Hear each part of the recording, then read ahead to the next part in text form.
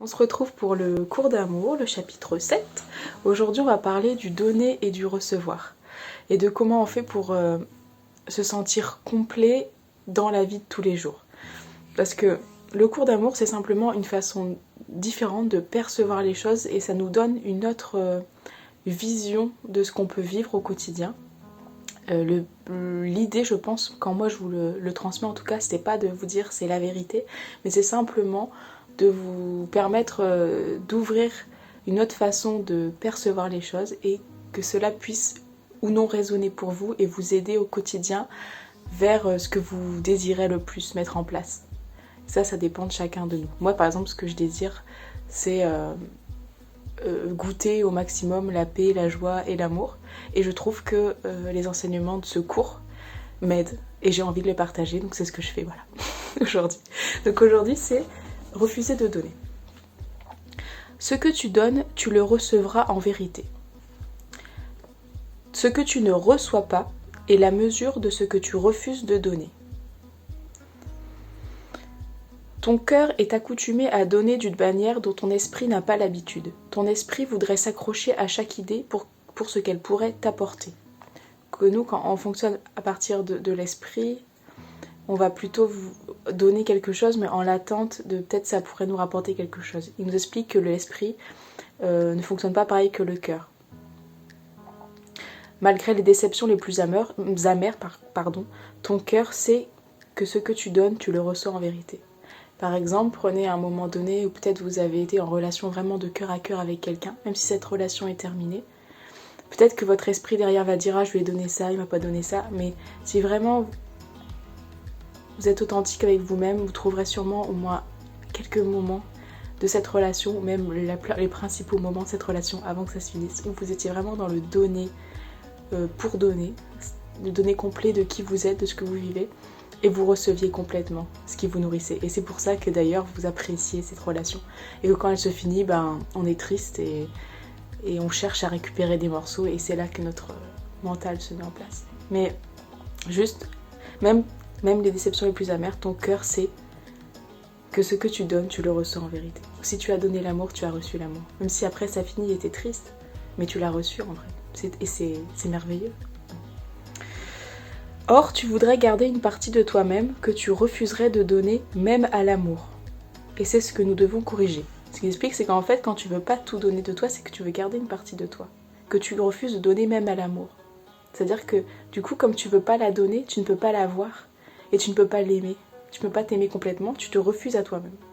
Et tu le refuses à l'autre. Parce que tu veux le garder.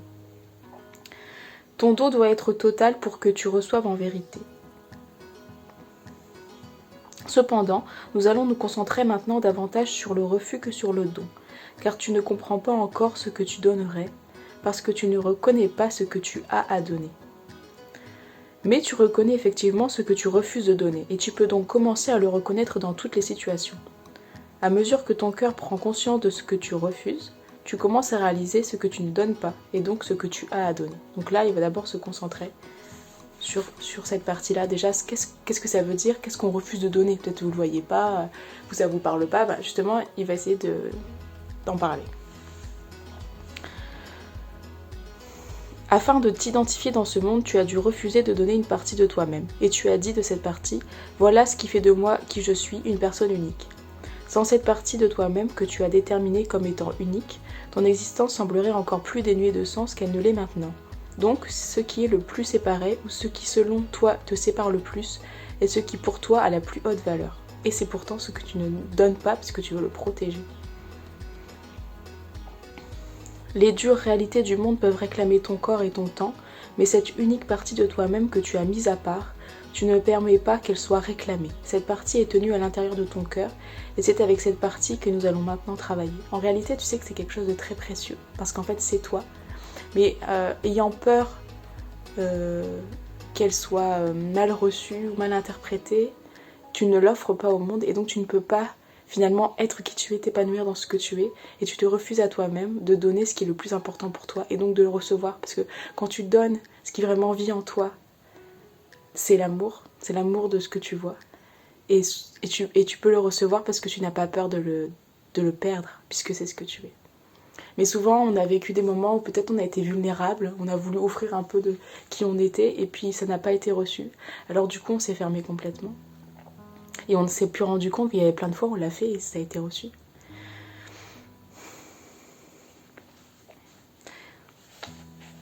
Réjouis-toi qu'il y ait quelque chose dans ce monde qui n'est pas négociable.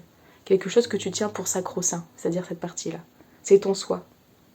Or, ce soi qui t'est si cher, que tu ne laisseras jamais partir, c'est précisément ce que tu dois être désireux de donner librement.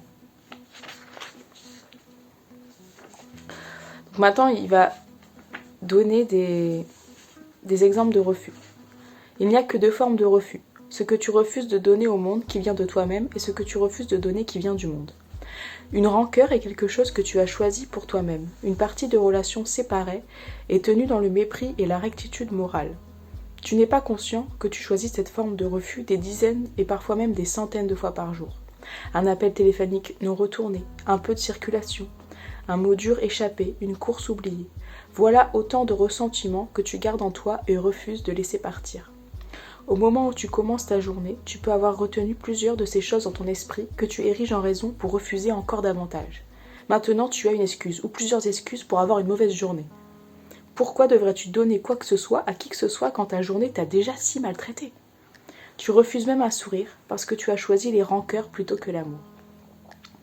Tu pourrais choisir de parler de ta mauvaise journée à ceux que tu rencontres, et s'ils étaient suffisamment sympathiques, tu aurais peut-être l'impression d'avoir obtenu quelque chose en échange de tes ressentiments. Là, on cherche à obtenir. Et si cet échange était jugé d'égale valeur, tu les laisserais peut-être partir.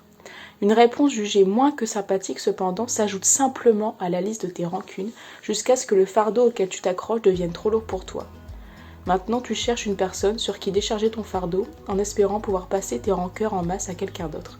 Si tu réussis par la colère, la malveillance ou la mesquinerie, tu en assumes simplement la culpabilité et te retranches encore davantage dans ta propre misère. C'est-à-dire que même toi, en fait, même si finalement tu arrives à te décharger toutes ces rancœurs que tu as gardées, tu vas peut-être t'énerver contre quelque chose et finalement après tu vas vivre quand même de la culpabilité.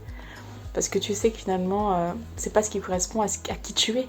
Mais en fait, tu t'es nié dès le départ en n'allant pas plus loin que la rancœur ou la compréhension que l'autre te veut quelque chose de mal. Ce que tu ne réalises pas, c'est que toutes les situations sont des relations, même les plus simples comme un appel téléphonique non retourné ou un embouteillage. Tu es en relation avec quelqu'un ou quelque chose dans toutes les situations où tu te trouves. Et ce que tu leur reproches, tu le gardes pour toi et refuses de leur donner. Tu as pris une partie d'eux-mêmes et la gardes hostilement pour toi, non dans la jonction mais dans la séparation. Par exemple, tu penses que l'autre, du coup, il t'a rien compris, c'est un incapable, mais tu le gardes pour toi, c'est-à-dire que tu te sépares de lui, tu ne cherches pas à se mettre en lien de cœur à cœur, et tu vas garder cette partie de lui, c'est-à-dire c'est un incapable en toi. Et donc tu lui prends quelque chose, que tu crois quelque chose sur lui. Totalement inconscient, tu es toi aussi soumis à ces caprices de tes frères et sœurs, et tu te retrouves parfois avec des parties de toi-même dispersées ça et là, sachant qu'elles sont perdues pour toi, mais ne sachant pas comment cette perte est advenue, ni où se trouvent les pièces manquantes, ne sachant pas que tu peux prévenir la perte entièrement en ne faisant qu'un. Ce qui est joint ne peut pas être morcelé et dispersé, mais doit rester dans l'entièreté. Ce qui est joint réside dans la paix et ne reconnaît aucune rancœur. Ce qui est joint réside dans l'amour inviolé. Il y a une autre manière par laquelle tu gardes des parties de relation pour toi-même et refuses de les donner. Ce refus ne se présente pas sous forme de rancœur, mais sous forme de particularité. Tu refuses de donner afin de te rendre toi-même particulier, toujours aux dépens d'un autre. Tous tes efforts pour faire mieux que tes frères et sœurs sont ainsi. Toute compétition, toute envie, toute avidité. Tout cela se rapporte à ton image de toi-même et à tes efforts pour la renforcer. C'est ton désir non d'être intelligent, mais d'être plus intelligent que ton collègue. C'est ton désir non d'être généreux, mais d'être plus généreux que ta famille. C'est ton désir d'une richesse plus grande que celle de tes voisins, d'une apparence plus séduisante que celle de tes amis, d'un succès plus grand que celui de l'homme ou de la femme moyenne. C'est le désir d'avoir raison ou d'être en charge ou d'avoir plus ou d'être plus. Tu ne vois pas cela comme un refus de donner, mais ce que tu réclames pour toi-même aux dépens d'un autre, tu le refuses effectivement. Et dans ton monde, tu ne sais pas comment réclamer quoi que ce soit sans le refuser à quelqu'un d'autre. Tu ne vois pas cela comme un refus de donner, mais tu réclames quelque chose, aux dépens d'un autre. Tu dis bah c'est moi qui ai raison par exemple. Et j'ai plus raison que l'autre. Et donc en fait du coup tu pars d'un principe, c'est que si tu le refuses effectivement à l'autre, enfin si tu le prends pour toi, tu vas le refuser à l'autre. Et dans ton monde, tu ne sais pas comment réclamer quoi que ce soit sans le refuser à quelqu'un d'autre. Alors que je peux, par exemple, dire bah moi c'est ma vérité et l'autre a sa vérité. Et là je ne prends ni à l'un ni à l'autre. Mais on est d'accord qu'on partage un point de vue différent, mais que nous ne sommes pas séparés. Je peux faire jonction, c'est-à-dire la vérité peut avoir plusieurs points de vue. Dans ce cas-là, je ne prends rien à l'autre, voire même je partage et j'enrichis la vision de l'autre et l'autre m'enrichit de sa vision. Et là, je fais jonction et il n'y a aucune rancœur et je donne ce que je vis, l'autre me donne ce qu'il vit. Et en donnant, je suis heureuse d'avoir donné ma vision, tout en n'étant pas malheureuse que l'autre par exemple ne la comprenne pas, parce que simplement je donne sans attente, le cœur donne.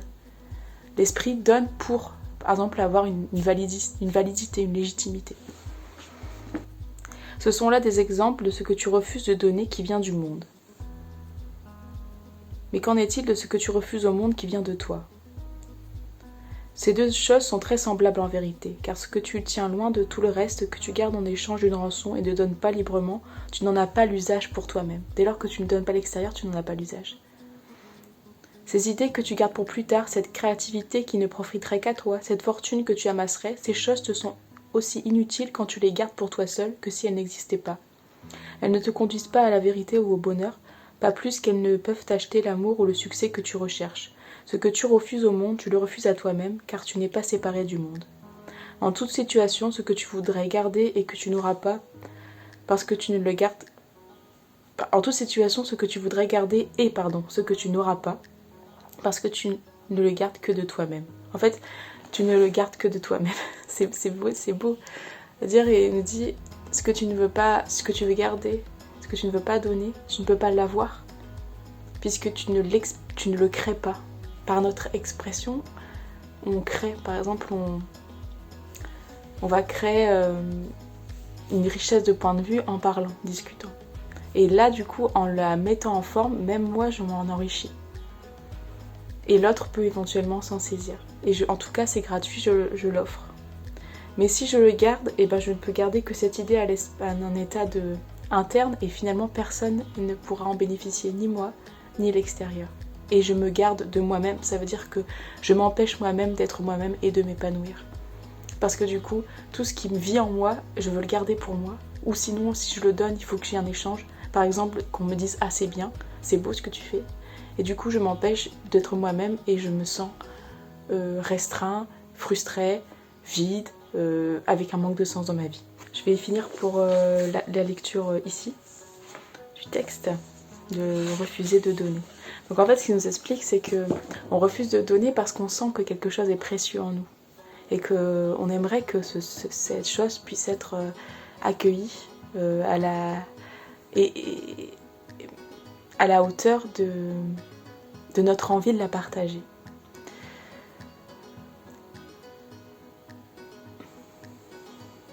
Et finalement, le fait de la protéger et de s'en garder ne permet pas de vivre ce qu'elle nous ferait vivre nous. C'est-à-dire, si je me mets en place et je mets en place des choses qui me nourrissent et qui vivent à l'intérieur de moi, le seul fait de le mettre en place et de l'offrir va me combler. Parce que à travers ça, j'exprime l'amour que je suis, à travers cette création-là. Parce que je suis moi, et ma particularité, c'est ça. Et peu importe finalement, et à force de le faire, tu te rends compte que peu importe que l'autre te valide, ta joie vient du fait que tu as partagé ce que tu es. Et tu le fais complètement. Et comme tu le donnes complètement, tu reçois complètement qui tu es, à savoir l'amour. Tu te rends compte que finalement, ça va au-delà de toi. Même en créant, tu te rends compte que finalement, c'est même plus grand que ce que tu pensais mentalement pouvoir offrir. Et tu te découvres. Alors que si tu veux garder pour toi, malheureusement, tu te gardes de toi-même, c'est-à-dire que tu t'empêches de te découvrir toi et tu gardes ta frustration de ne pas être qui tu as envie d'être. Et de la même façon, si par exemple tu n'es pas reçu dans qui tu es. Tu vas avoir de la rancœur, ce qu'il explique. Et dans ce cas-là, tu vas te séparer de l'autre. Tu vas dire, ah ben l'autre il n'a pas compris. Pas compris. Et du coup, tu vas ne pas faire jonction. Et du coup, tu vas te couper. Et tu vas plus être l'amour. Et c'est pour ça que t'aimes pas. Et que tu te dis, oh bah finalement, je vais pas faire ça. Parce qu'en vrai, ça te plaît pas d'être comme ça. Tu commences par un élan de vouloir partager. Puis finalement, ça se transforme en élan de te couper parce que l'autre, il a rien compris. Tu vois, c'est un peu ça. Donc, c'est vrai que du coup, ça te dit, bah non, alors c'est pas ça qu'il faut faire. Mais c'est pas ça. Mais c'est pas ça. Ce que nous dit le cours, après, on fait ça comme on veut. C'est que sentir cette difficulté à ne pas être reçu dans ce que tu veux partager, bah c'est juste te joindre, c'est-à-dire te joindre au fait que la personne en face de toi, elle n'arrive pas à partager ou à écouter ton point de vue. Mais il n'y a rien de grave en soi. Il y a juste peut-être que elle n'a pas la même perception des choses que toi et du coup elle n'a pas la possibilité de prendre le cadeau que tu souhaites lui offrir ou de juste le regarder et te dire ah voilà. Mais ça n'empêche pas que c'est un cadeau que tu offres, et quoi que tu offres, le plaisir c'est avant tout c'est l'offrir, et l'autre s'il le reçoit ben tant mieux, et s'il le reçoit pas ben ce sera peut-être pour plus tard ou ce sera peut-être pour quelqu'un d'autre, mais ça ne t'empêche pas d'être qui tu es. Et te joindre à ça, c'est continuer à être dans l'amour et te dire ok j'accepte que en fait c'est un cadeau que je propose, et si l'autre n'en veut pas, il n'y a aucun problème. Sinon c'est pas un cadeau, c'est une exigence que l'autre te dise waouh c'est beau. Ça n'est pas un cadeau. Un cadeau c'est ok, je t'offre ce truc, si t'en veux pas, il n'y a pas de problème. Si tu veux le donner à quelqu'un d'autre, c'est ton cadeau. Enfin je veux dire c'est... Mais moi ce qui me fait de la joie c'est de te le partager. Et j'ai aucune et dès lors que je me joins à toi, c'est-à-dire que je comprends que toi ça ne te convient pas, je reste dans l'amour. Et je reste dans le fait que j'ai ma particularité et l'autre a sa particularité. Et si j'ai envie même, je peux essayer de comprendre lui sa particularité. Et là, il y a quelque chose qui peut s'enrichir. C'est-à-dire, je partage un point de vue, l'autre le comprend pas, c'est pas grave, je vais aller voir son point de vue. Et lui dire, ah bah oui, c'est intéressant. Et peut-être que grâce à ça, lui va pouvoir écouter mon point de vue et finalement on va pouvoir s'enrichir. Mais c'est vrai qu'il y a toujours ce pas à faire de se dire au début, j'offre tout. Et c'est-à-dire que j'offre tout, c'est-à-dire j'offre toutes les possibilités de réponse. À la fois j'offre toutes les possibilités de questions, de réponses, de donner et de recevoir. Et toutes les réponses sont justes. Et elles me renvoient toujours à l'amour. Parce que finalement, qu'est-ce que ça va me faire travailler à moi? Si l'autre me dit ah, c'est nul, ça va me faire travailler l'amour pour moi. C'est-à-dire que, en vrai, pourquoi si ça me blesse ou je suis rancunière, pourquoi? C'est parce qu'en fait, j'attends une validation de l'extérieur. Et que finalement, l'autre me dit regarde, tu ne t'aimes pas encore assez. Tu es en train d'attendre que je te dise waouh c'est génial ton travail. Mais si en fait je te dis bah moi en fait c'est juste que je peux pas faire autrement, c'est ma joie c'est de faire ça, bah je le fais. C'est pas grave, enfin je veux dire l'autre ne le voit pas, bah y a aucun problème. En quoi c'est un problème? Moi je vais continuer ailleurs. Et puis c'est aussi se donner l'amour d'être qui on est et de ne pas attendre de l'autre qui me donne l'amour que j'attends recevoir. Je ne peux pas attendre de l'autre quelque chose que je ne me donne pas à moi-même. Et c'est pour ça que alors je peux tout donner. Et il n'y a plus rien à refuser de donner, puisque de toute façon, à chaque fois que tu donnes, tu reçois davantage. Tu reçois davantage, tu vois, là où l'amour n'est pas encore. Et forcément, tu crées de façon concrète, tu crées du réseau, tu crées de la relation, tu dépasses tes peurs à chaque instant, parce que souvent donner, c'est dépasser des peurs justement. Et finalement, quel meilleur mécanisme que de donner, que d'avancer vers ta connaissance et vers la vie. Et il y a... Ouais, voilà. La vie. Donc voilà. Bah je vous remercie pour votre écoute. Et je vous dis à bientôt pour la continuation de comment percevoir le monde et être qui vous avez envie d'être.